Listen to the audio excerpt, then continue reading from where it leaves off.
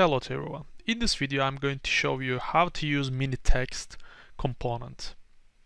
Before we dive into that, I want to show you an example question of the usage of the MiniText component.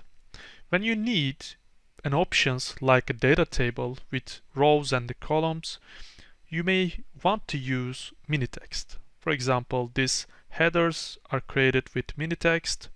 We have 3 columns in here, and we have an options like this with 3 columns with 1 row, and they are being shown like a data table. And if we export this as PDF, you see our question is rendered correctly in here. So let me create a new test and let me try to do from scratch.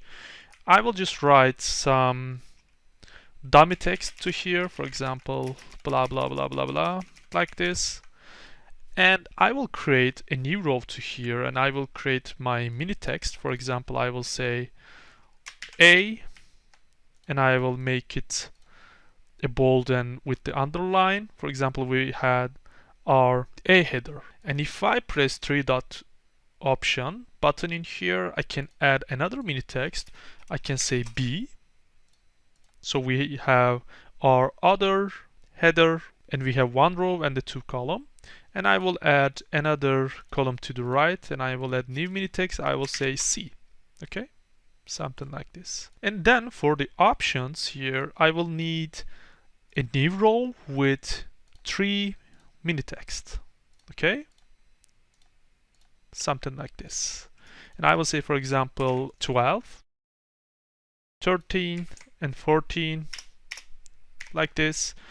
And I can remove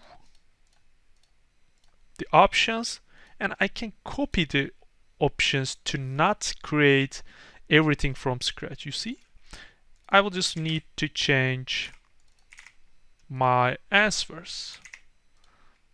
Let me write something different for all of them, like this. All right, and here we go. We have a data table like options in here. If I say export to PDF, here we go. We have our data table like options in here. It is possible to add more columns. The maximum allowed columns are 5 in here. Generally depends on your question. See you in next lesson.